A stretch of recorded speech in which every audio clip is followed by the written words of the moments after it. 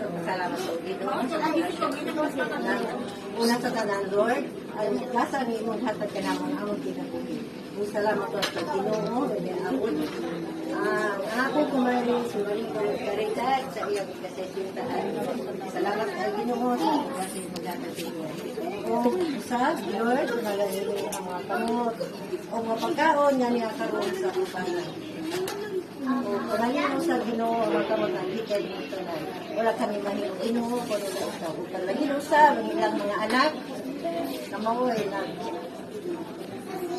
nag-support sa kajujukan. Salamat Ginoo.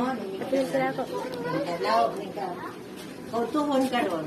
Thank you kay salamat gid kayo Ginoo. Salamat usab nga ilang ipaambit ang mga grasya nga ilang angkon. Salamat Ginoo nga tagan mo kapintanan mo ang paglawas. So,